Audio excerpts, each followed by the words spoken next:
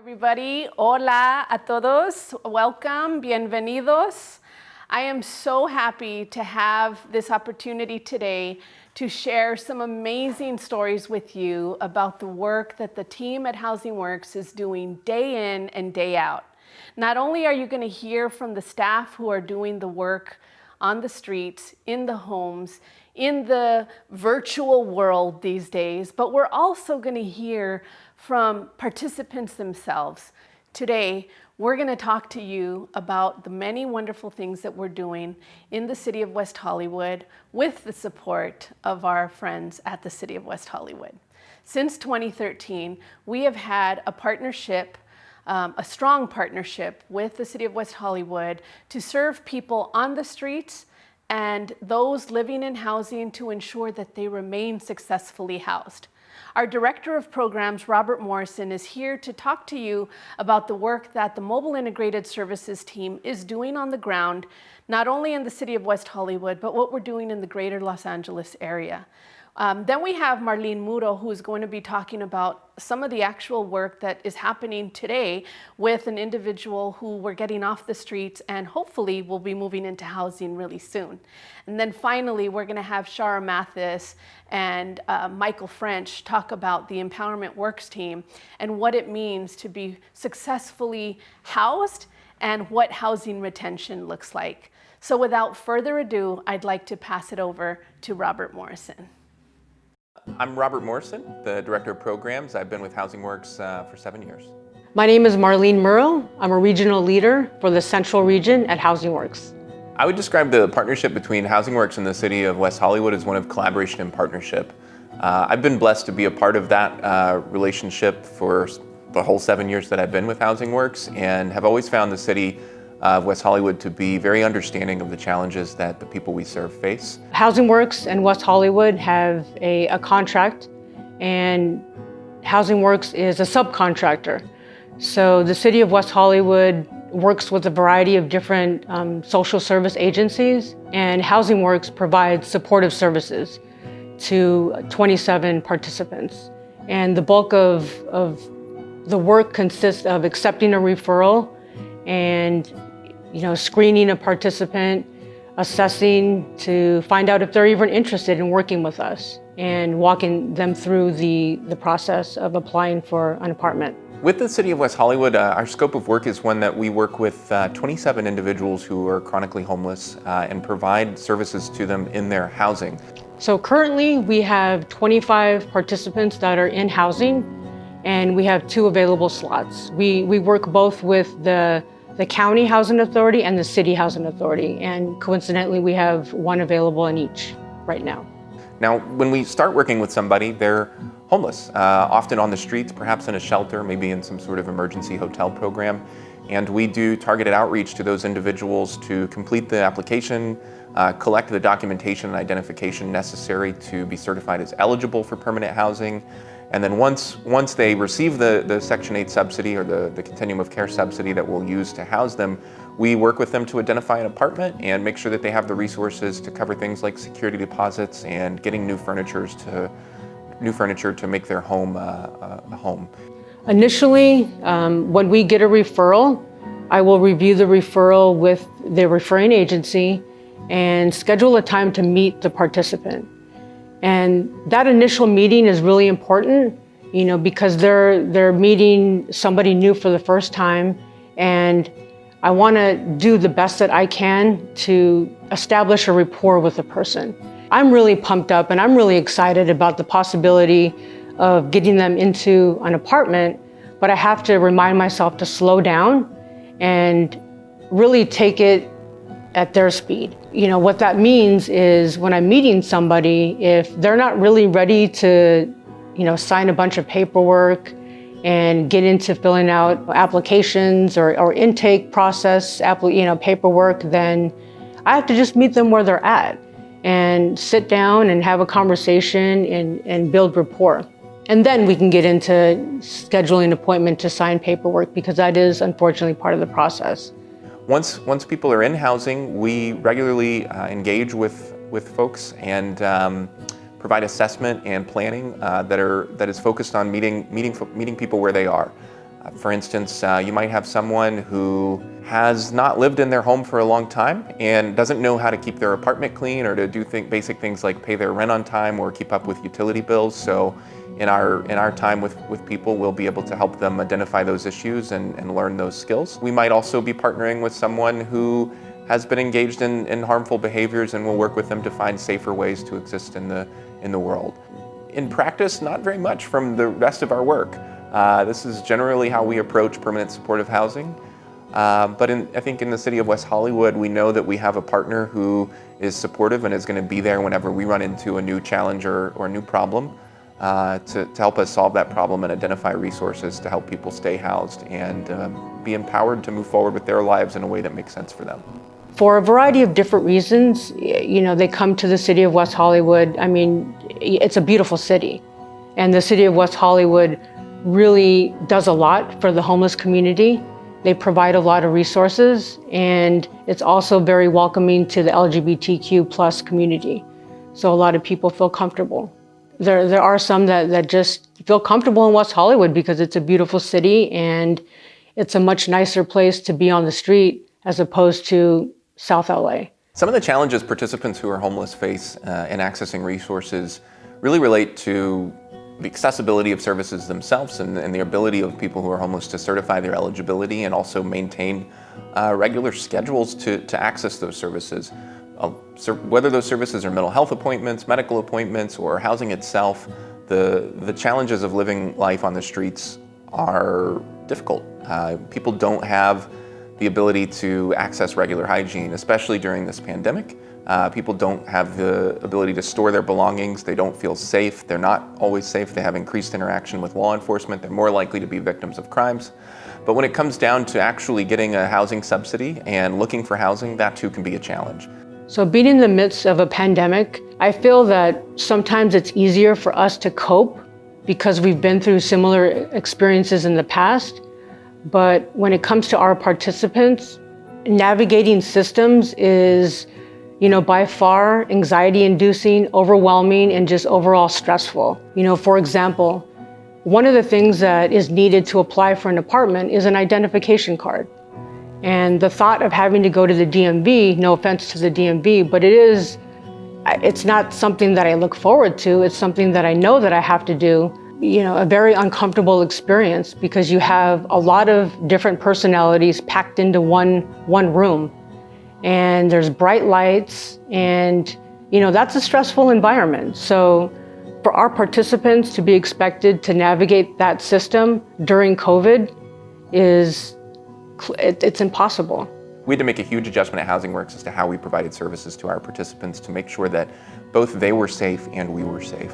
Immediately following the announcement of the national emergency, we moved to remote work. This was a huge challenge for us and our participants because the work of Housing Works has always been about personal connection. The number one challenge that people expressed to us during the first few weeks of the pandemic was that of accessing food. They were worried about going out to the grocery store. As we remember, the grocery stores were out of a lot of food and different things that people needed for hygiene. We jumped into action to provide food and hygiene supplies to our participants all across the county very quickly. At the peak of that service, in April and May, we were providing over 1,000 meals a week, in addition to important items like hand sanitizer, soap, toilet paper, blankets, masks, whatever we could get our hands on that people were asking for, we were doing our best to deliver. Roughly 50% of our participants identified that COVID had created additional barriers to them in receiving food. And so we've continued since then to investigate how we can help our clients eat and access healthy food, both during a pandemic and hopefully afterward. My name is Bismark Ellis. I am 53 years old. How long have you been homeless? Well, this last episode, it's been 8 years. My partner that I was with, we separated and I just couldn't afford the rent and I became disabled at one point where I couldn't work anymore. I had been living on the streets for the last 8 years in West Hollywood, around Fairfax and Santa Monica Boulevard, that area.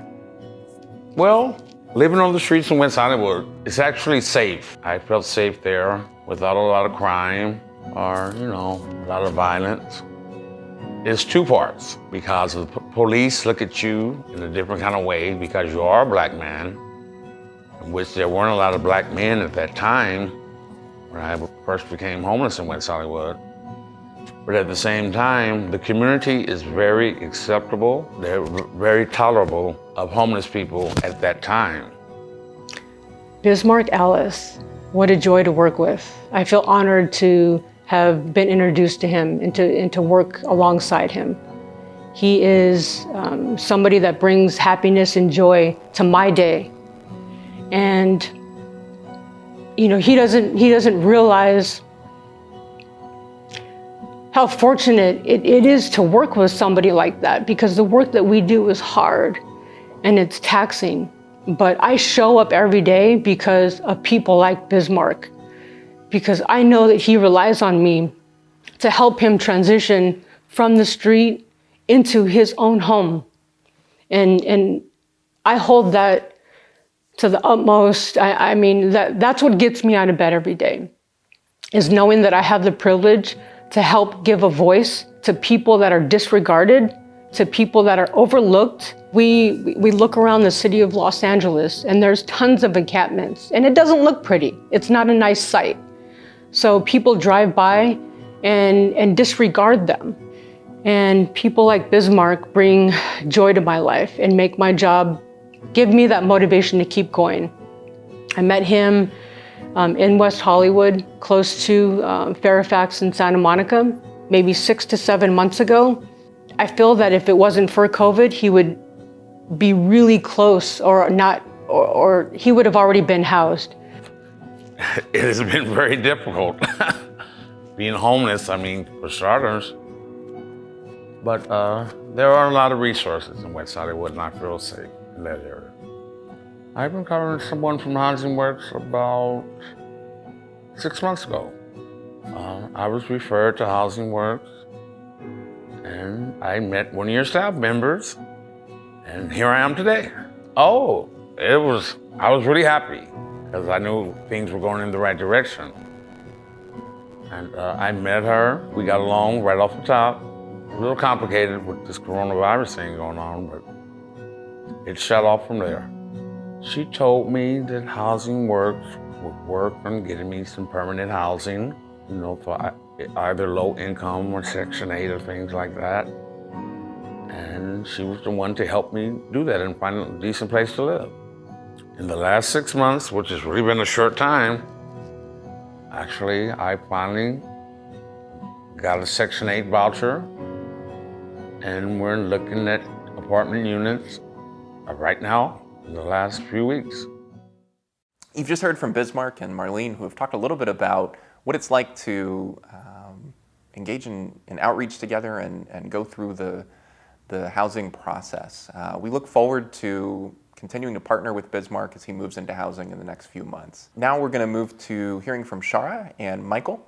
Shara is a case manager that's been with Housing Works for 7 years and has spent a lot of time working on our Empowerment Works project. And Michael is a West Hollywood community member who has been in housing for the last few years and been working with Shara and the Empowerment Works team on developing employment skills and finding work so that he can live a more fulfilling and empowered life.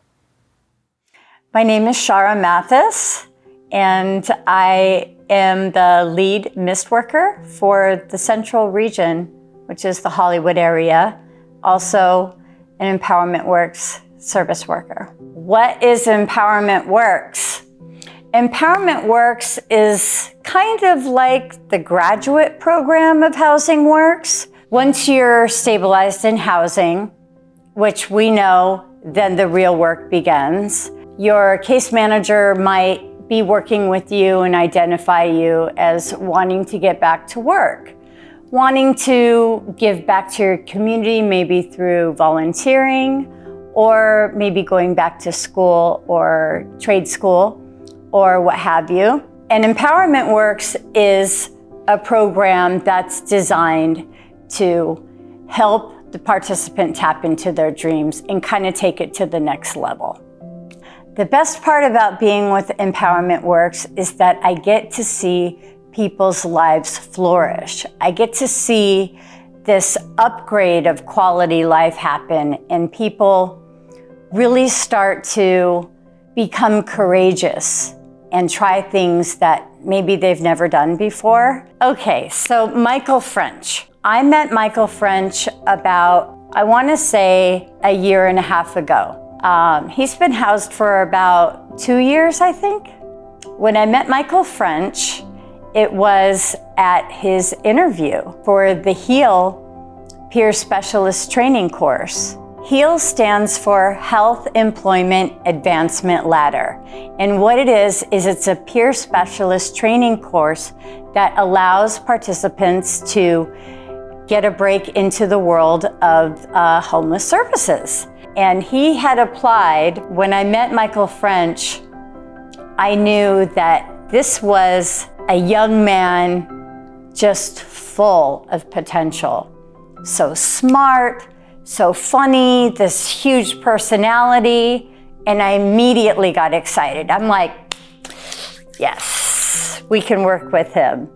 I was already invested right away because, number one, he was a Housing Works participant, and we love that. We want this grassroots movement to happen. We love it when our folks take a hold of what's being offered to them, because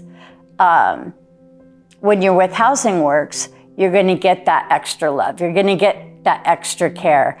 And we're going to hold your hand a little longer than other folks do. So I was really excited when I met him, and I knew that it was a go.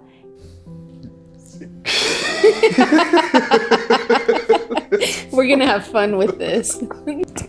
So tell us your name. My name is Michael Angelos French Jr. Pretty much born in Ohio, but raised in Los Angeles. Michael, how old are you? I'm 26. I don't feel like it, you know. I feel a lot older than that. I feel like I'm at least 40 something years, you know, but 26 years old. Everybody says I'm pretty young. I don't know. So a few days ago, you and I were talking. Yes. And you shared some of your story with me. Talk to us a little bit about what happened. When I arrived to California, I was like about 4 years old. My mom was a prostitute drug addict, and she ended up leaving us with a great aunt. And from the great aunt, we went to the foster care system. From the foster care system, I emancipated which I emancipated to a 30-day shelter rather than emancipate to a more permanent housing situation.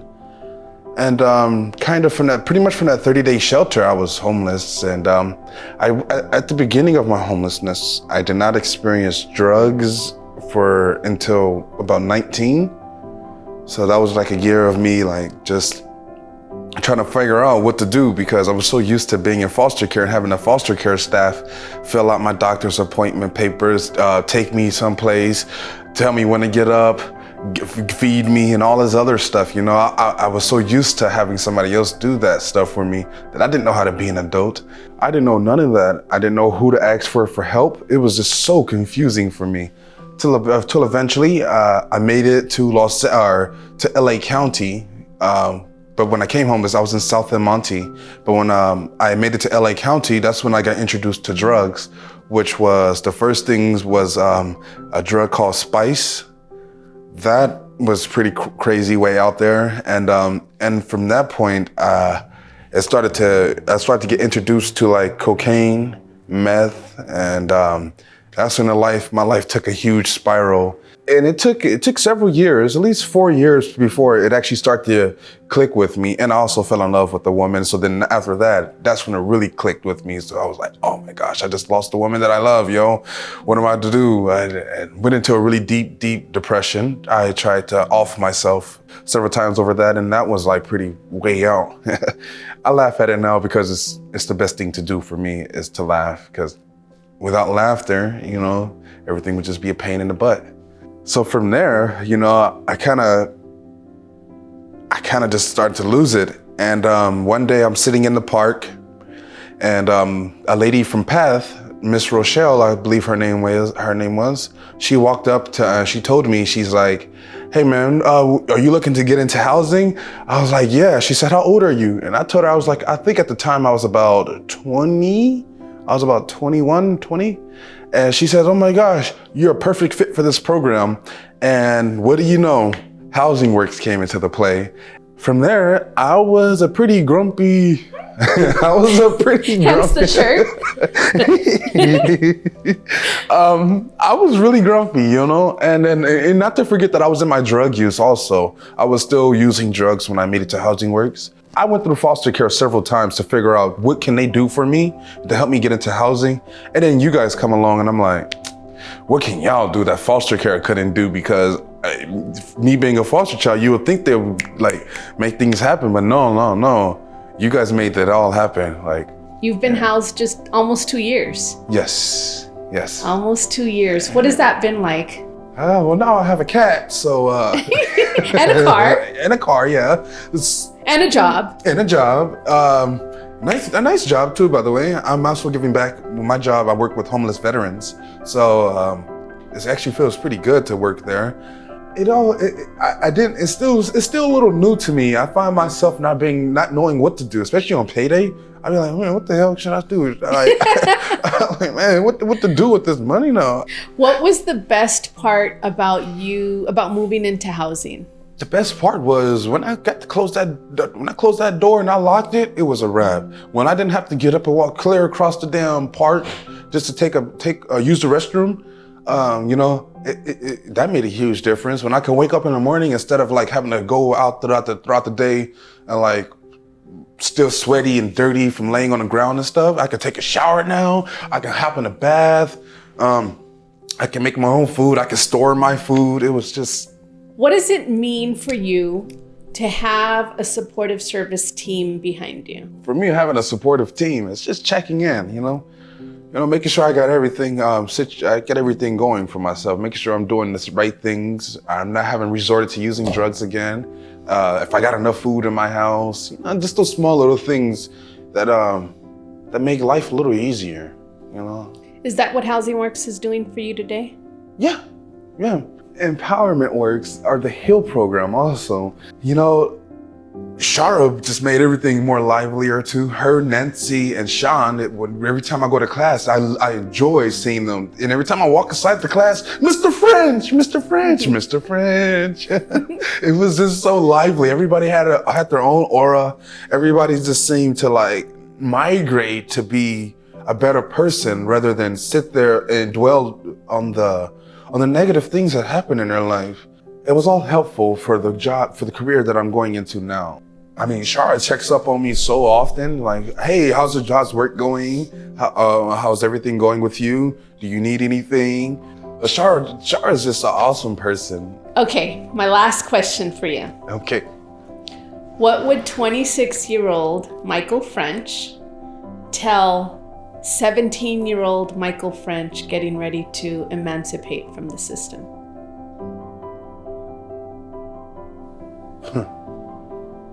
Cry it out and let it go. Yeah, thank you for having me. Thank you, Housing Works, City of West Hollywood. We just heard from the Housing Works team who are doing the work on the ground day in and day out in the city of West Hollywood. You heard from Michael French, and you also heard from Bismark, who are the two participants from Housing Works who shared their stories. And we want to thank them so much for everything that they have shared with us for today's event. What is the relevance of art and working with people who are getting off the streets and into housing? You see, once you get people moved inside to their own home, the real work then begins. How do you get folks to thrive and flourish in their housing setting? It's critical to be able to offer enriched service activities so that the folks don't get bored once they move into their homes. The work that we do encompasses a large part of helping them navigate systems on a day-to-day basis via case management and intensive service, supportive service provision. But what happens with the downtime? What happens with folks who seem to be maintaining, or maybe they're having a hard time maintaining? How do you really work with individuals to get them moved onto the next steps and really doing great things once they're housed? So we're going to talk now with Michael Kearns, Dale Raoul, and Raymond Thompson. These are three artists in film, theater, activism.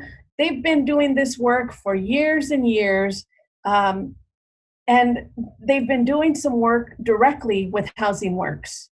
Dale Raoul began her career at the Old Globe Theater in San Diego and went on to appear in many theaters across the country, including the Pasadena Playhouse.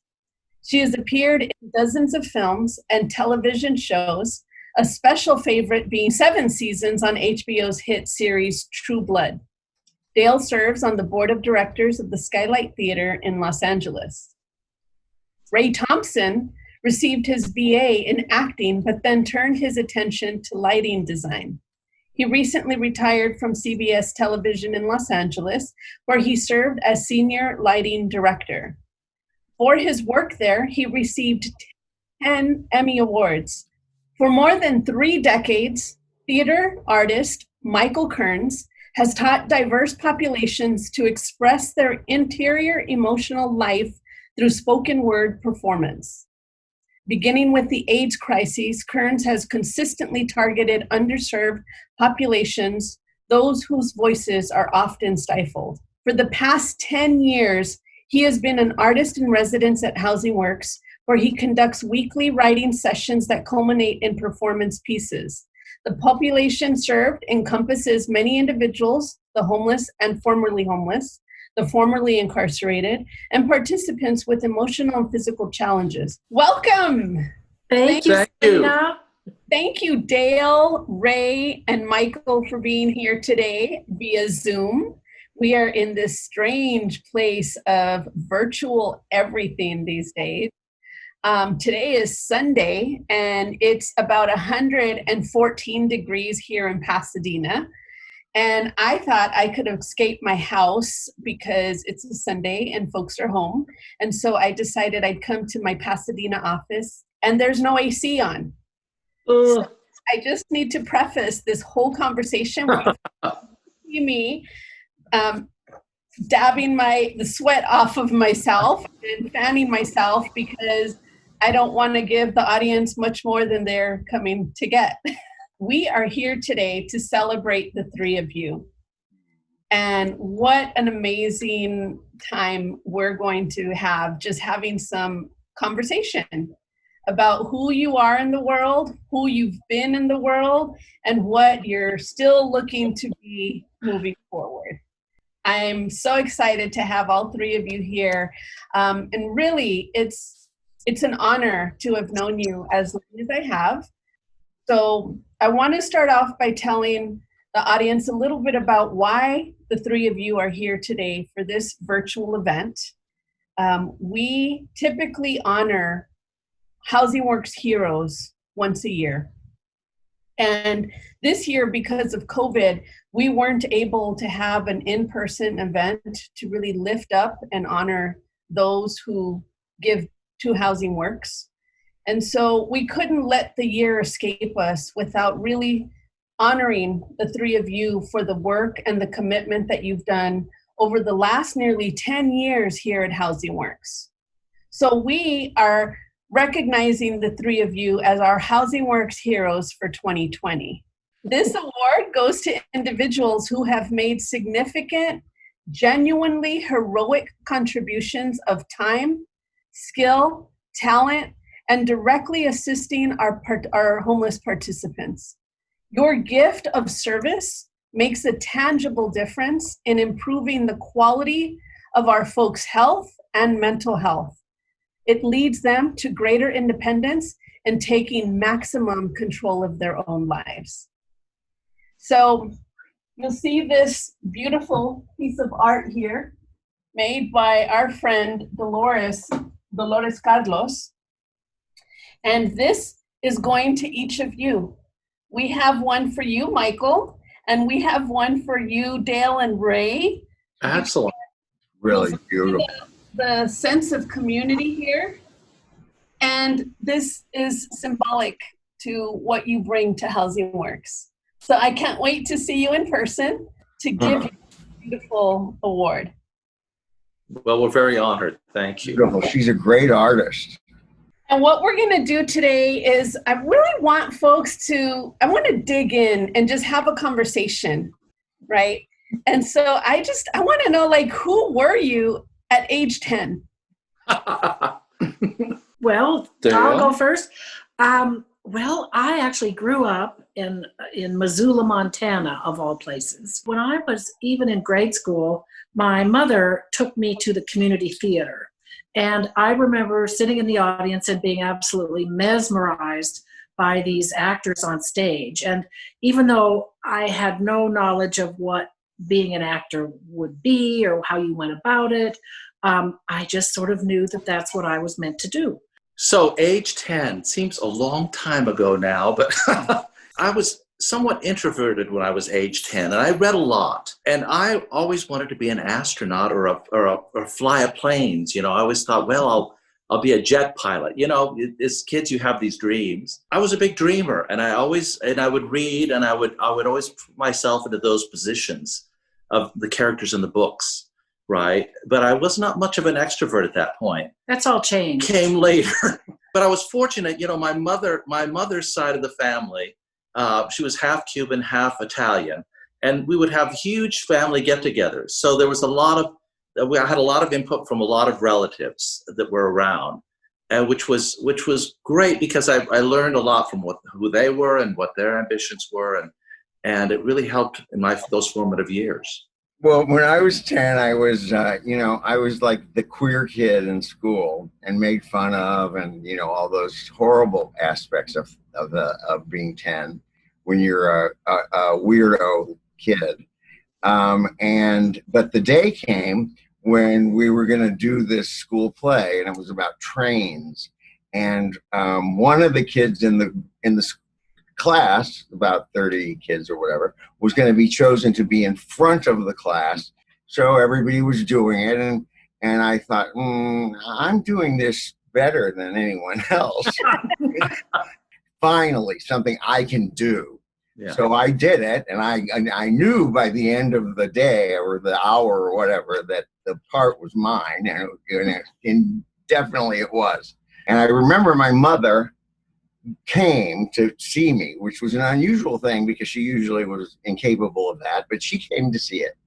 And I said to her, I want to be an actor just after doing this. I said, this is what I'm going to do. I have to be an actor. So we've got to find a school in St. Louis, Missouri in 1959 or 1960. And I said, so she looks up in the little yellow pages, she looks up the word dramatic. And there was your picture. Exactly. Of me doing Chattanooga. No, there was an actual school. I mean, can you believe it? In St. Louis, dramatic school, junior theater.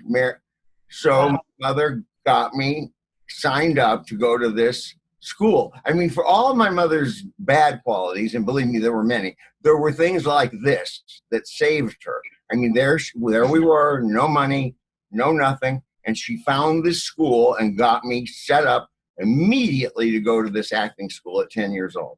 Your life has become into this beautiful story. I see it as a tapestry. And we don't have all the time that I would love to have.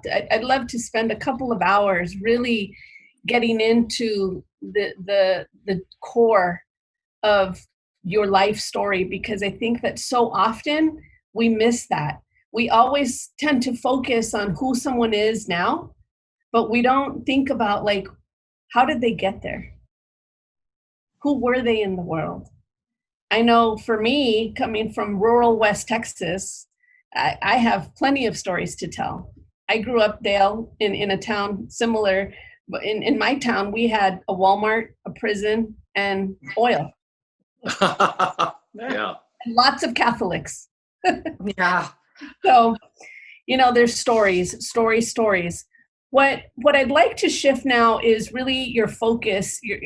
All three of you have done a lot of work with social justice work. And I really want to talk about that because we're at a place today nationally where there's this uprising.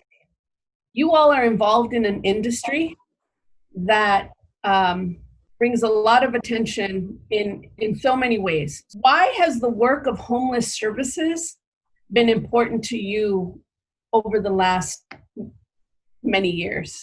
My brother, who was 10 years older than I was, suffered really all his life from, I think I believe he was bipolar. I know he was diagnosed with borderline personality disorder, and he also suffered from substance abuse. And in the end, he ended up on the street, and I couldn't find him actually when our parents had both passed away. He, I'd been in close touch with him for a long time, and then he just disappeared. And I hired somebody to try to find him, and we didn't find him until probably almost a year after our parents had passed away.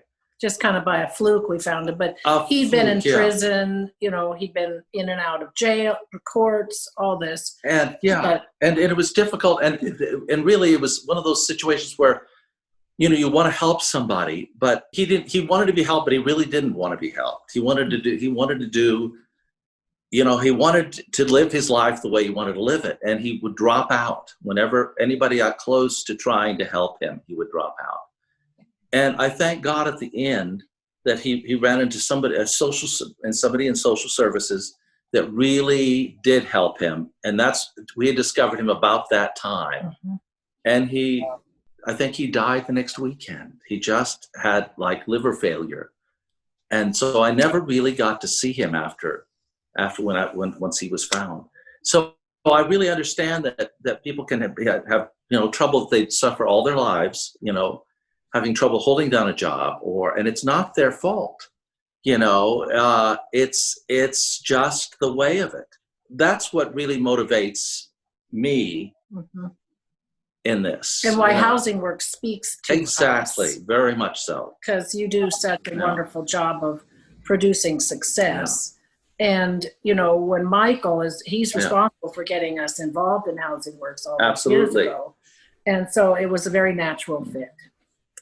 So I think of my brother, John. Yeah. Such a heartbreaking story. I mean, I know it and I've heard it yet. It's just any individual story which is what people have to hear. People say the homeless.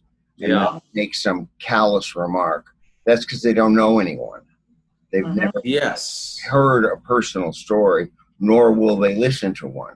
That's what they need. That's what this storytelling that I do is about. I say this all the time, but I get more than I give often to that situation. I learn more. And I mean, look at the people, the families are going to be living in their cars. Yep. Mm-hmm. Yep.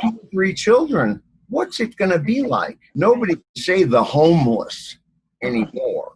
Housing Works now is feeding people on top of, feeding individuals in their homes, taking that on. That's huge. And there have been so many successes too. I need money to do that. Yeah, we're actually feeding. At the start of the pandemic, we were feeding at least 800 to 1,000. We're distributing 800 to 1,000 meals a week. Yeah. And that was completely different from the work that we've done over the years.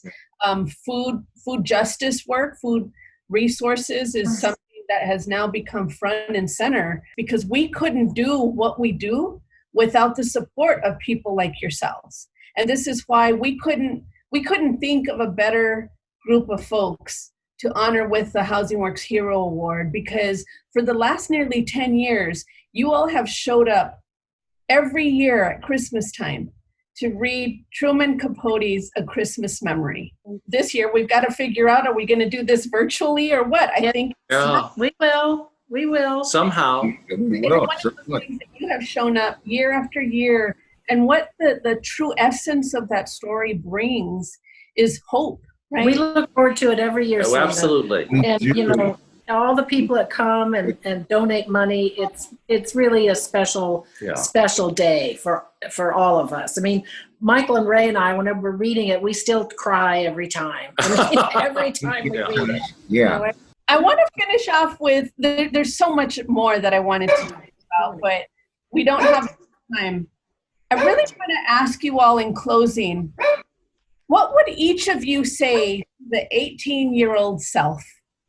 I would say that it's, for me, a very valuable lesson was that it's all right to be afraid, but you do have to find a way to walk through your fear.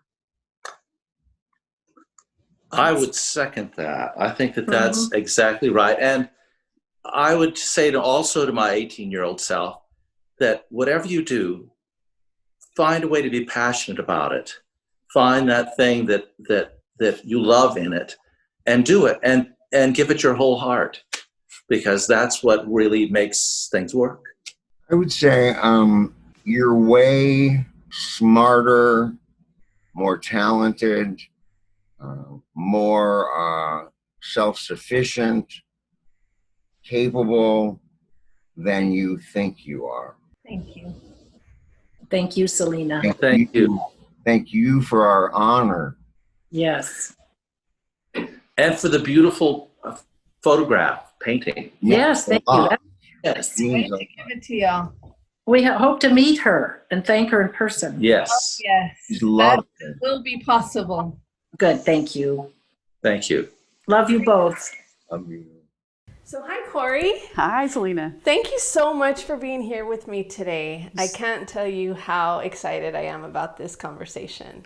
Me too. Me too. 2020 has sure ushered in a whole new way of doing things. And one of the things that not only has COVID played a part in that, but really after the brutal murder of George Floyd, we started to see the national and global uprising take place. During that time, I started doing a lot of reflecting.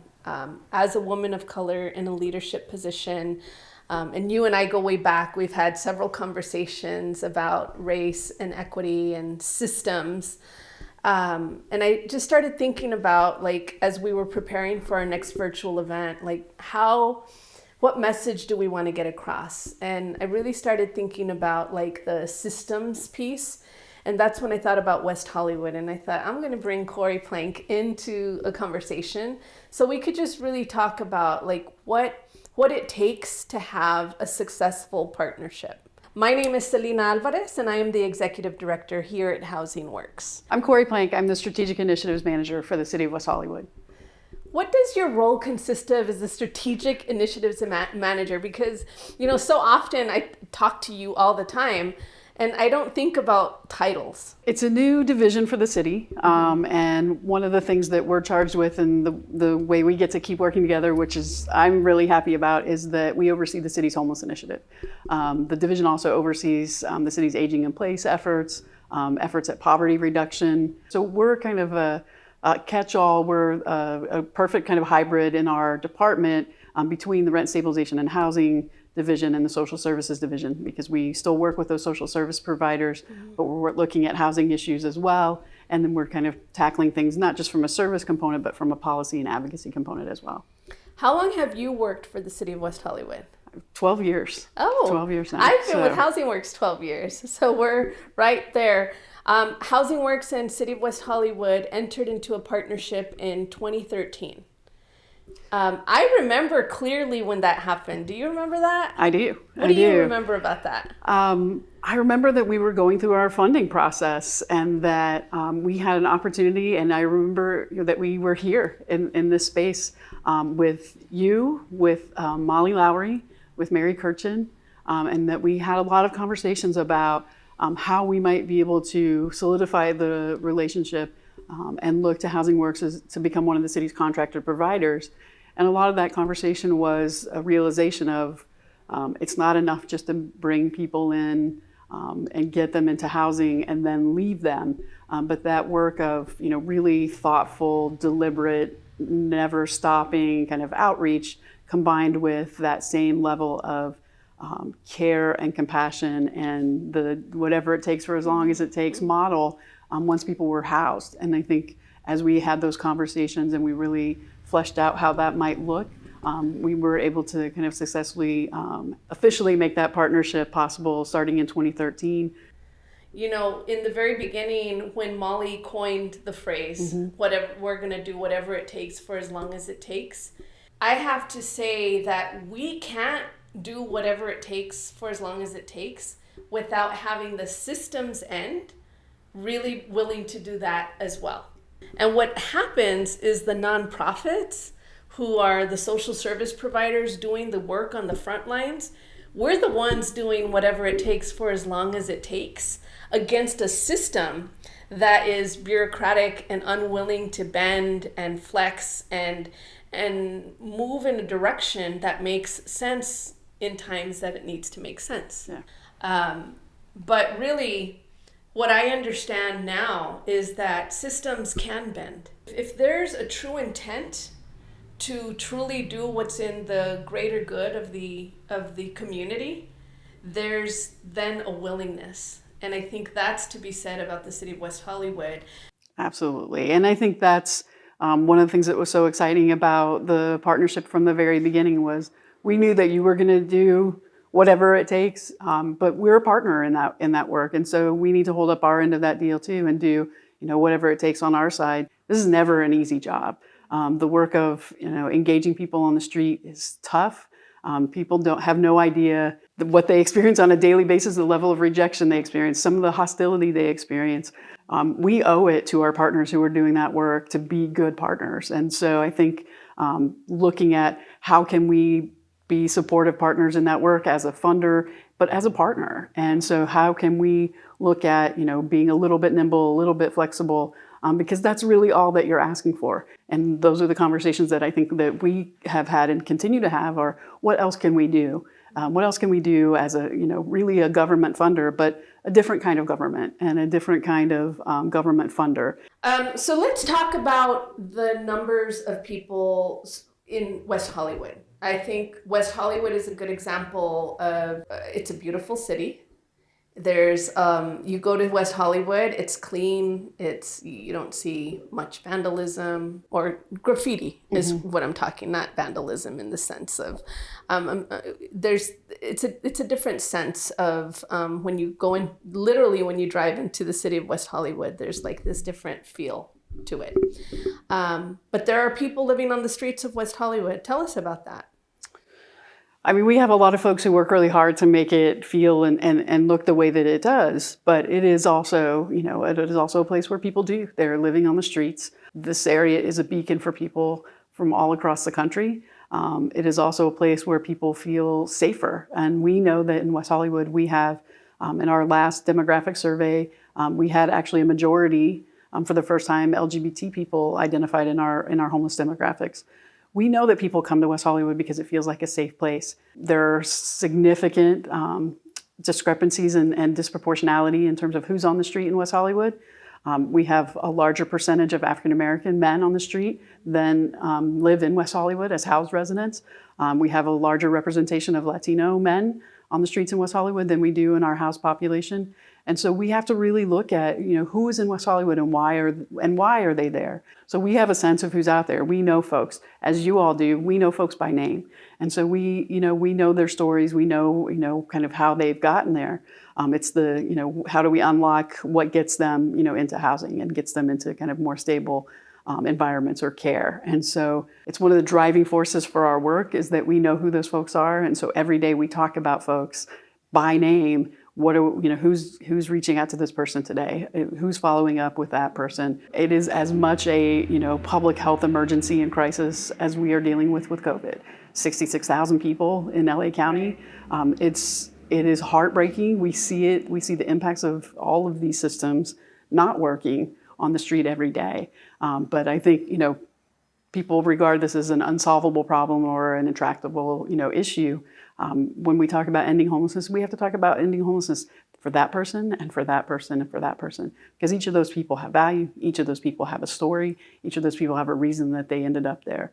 We interviewed a gentleman earlier today who is actually someone that we're serving from the streets of West Hollywood, Bismark Ellis. And he was really excited to share his story with us. But one of the things that he talked about that really struck me, it's easier to be a homeless Black man in West Hollywood than it is to be a homeless Black man in Long Beach.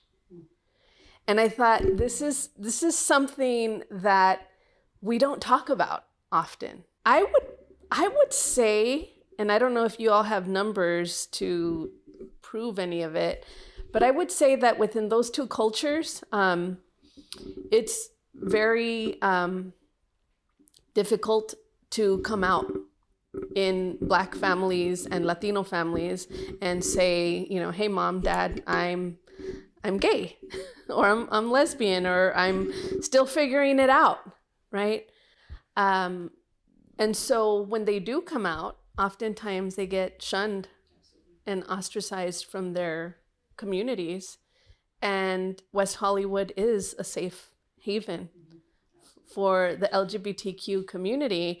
But on top of that, the LGBTQ community of color. It's an interesting conversation. I think, you know, we see, you know, the impacts of all the kind of, you know, isms and phobias, you know, the impacts of racism, of classism, of homophobia, of transphobia. They have been rejected or kind of forced out of all the institutions that were supposed to kind of care and protect them, either their schools or their families or their churches, their communities. And I think that's a large part of why we see some, you know, the number of LGBT people in West Hollywood who are experiencing homelessness, is that this is the place where they felt like it was safe. So that's the sense of being safer as an LGBT person, and possibly as an LGBT person of color, to stay unhoused in this community versus being housed in some other communities that didn't feel safe for who they were. That's, you know, we have to do, there's a lot of work to be done to address all of those issues.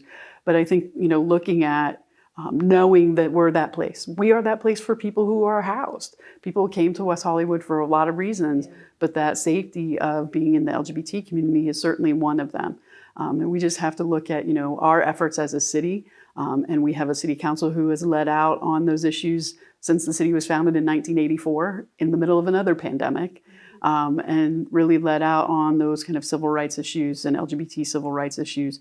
And so I think, you know, we continue to do that in hopes that other places become safer as well, so that people don't feel like they have to leave their communities or their, you know, their homes to find that safe space.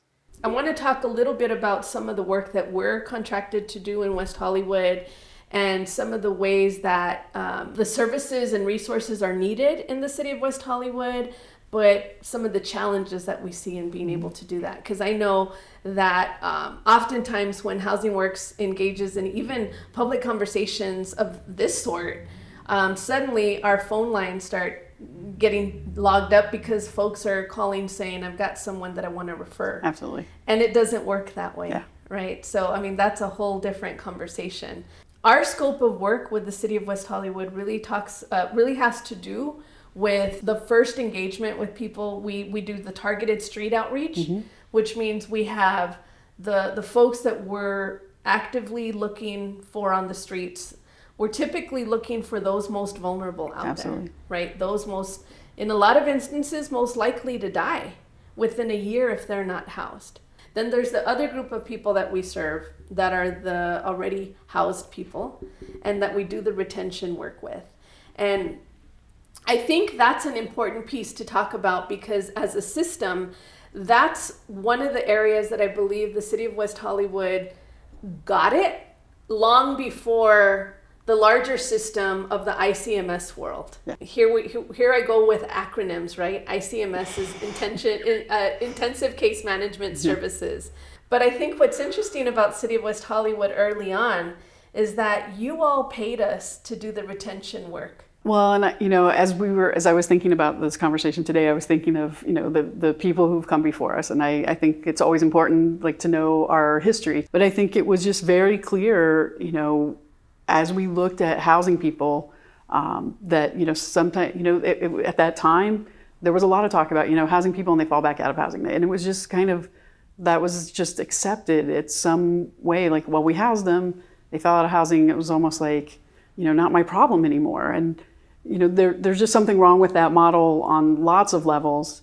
But I think the idea of doing the work that you were going to do and the way that you were going to do it, it resonated in every significant way that, of course, we have to do the work to prevent homelessness kind of on the front end. And that's things we would look at like rental assistance and other programs like that.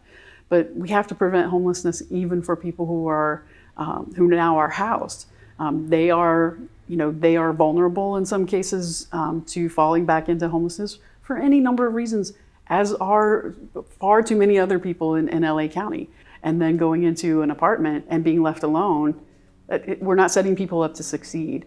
And so I think the model that you presented, the model that has worked, I think, so well in our housing retention of Housing Works clients has, it's kind of the proof is in the pudding. It's you've shown that kind of work can help people, retain their housing, thrive. One of the things that we hope to do I think we're doing it as best as we can in the city of West Hollywood when it comes to training other agencies. Absolutely. For us, it's really like we don't want to be the only agency. We're not the only agency doing good work. There's many agencies doing good work. We really go above and beyond, and we do the dirty work. Absolutely. We roll up our Absolutely. sleeves. I think that's the piece that I think, my hope in all of these conversations is that people know how inspiring the work of Housing Works is. You are holding them with this kind of, with both hands, really kind of wrapping around the support services they need, but a caring and a knowing.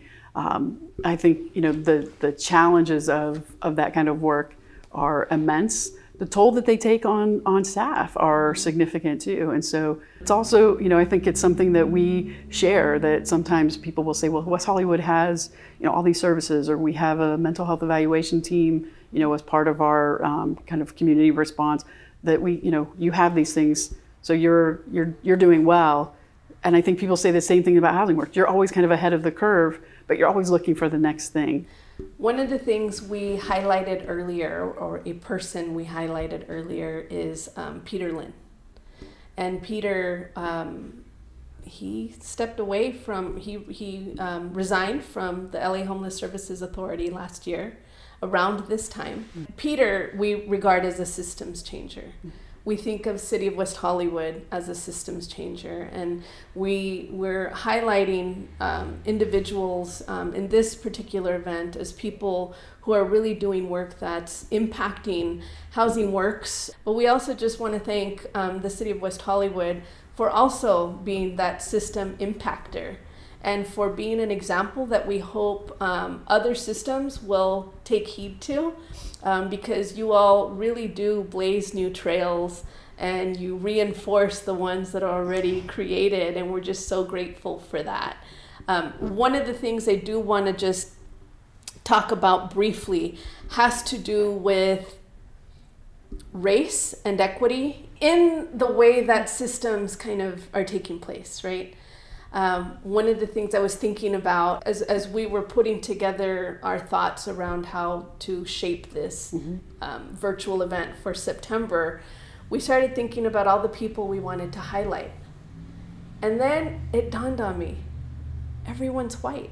I think it's important in this day and time as a woman of color.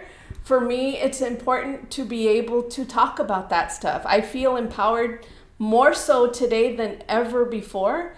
Unfortunately, it had to happen when George Floyd, with his unfortunate event, with his murder, that really has impacted the way that the conversation around race and equity takes place. I agree. We've had a lot of these conversations, and I think the conversations that we have had about equity and looking at who is serving organizations at what levels, and how do we support people, because we're talking about a whole population of folks who have a whole different way to see and a whole different way to connect and be effective in outreach. But that shouldn't be the only way that we value people who have lived experience with homelessness in the kind of industry of homeless services. But it is a huge issue. It's a huge issue that, I am really grateful that, again, with the city, we have some freedom to grapple with those issues and to look at what are solutions. We can have conversations about race and policing. We can have conversations about how do we address mental health, people experiencing mental health issues on the street.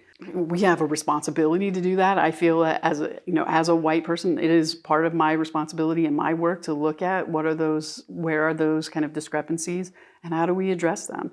We have to make room for other people to have the conversations. We have to make room to hear things that are hard to hear. All of those issues about what do we pay people, what opportunities do we give people, what education do we support for folks to access in their kind of K through 12 education, but beyond that. And so I am really hopeful that we get back to the conversation that we were having for more certification and training opportunities.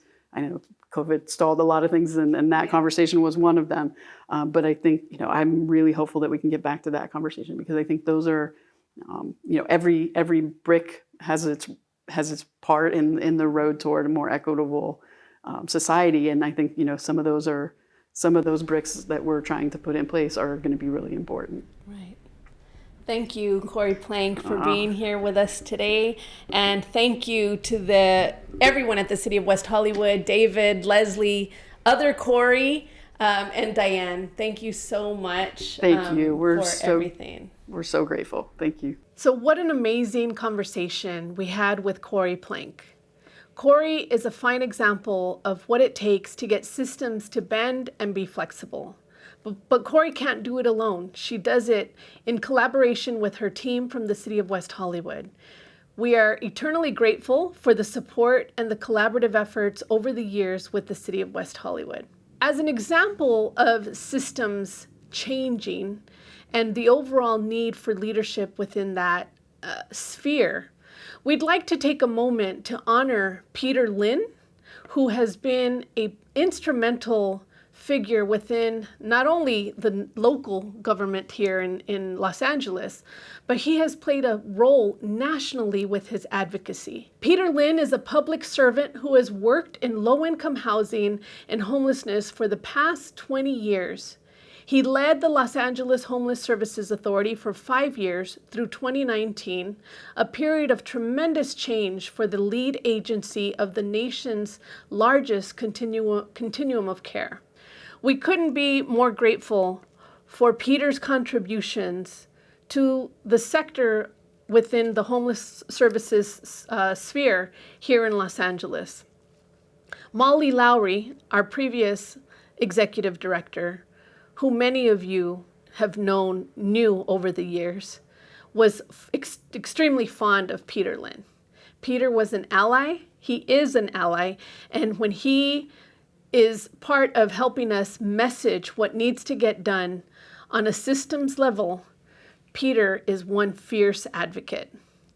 It is for that reason that we here at Housing Works are recognizing Peter Lynn's contribution to the sector and his amazing leadership all along.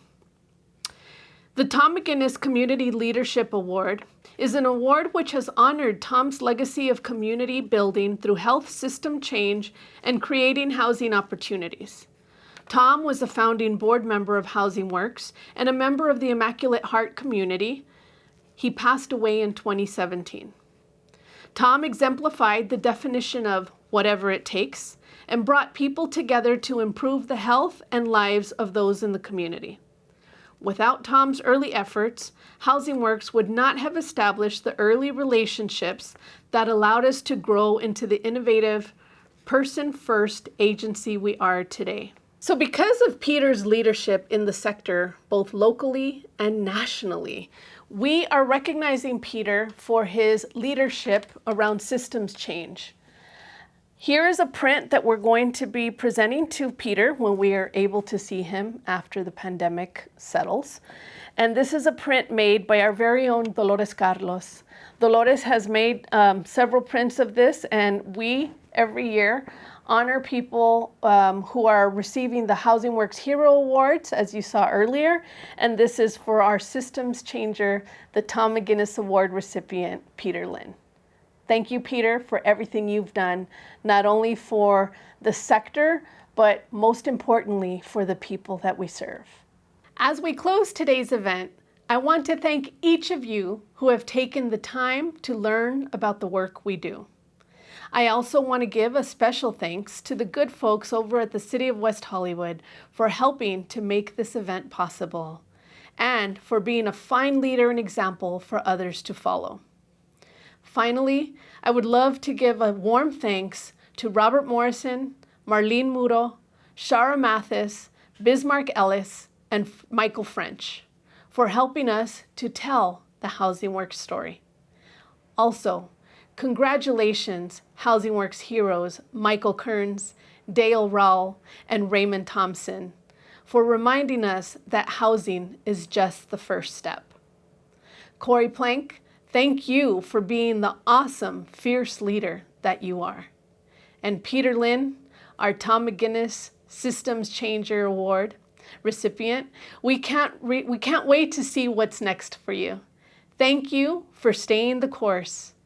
And lastly, thank you to each of you for being here with us today. I'd also like to give a special shout out to Turner Morrison, Robert Morrison's brother, who is watching all the way from North Carolina. Turner, I hear it's your birthday this week. Happy birthday. See you next time, folks.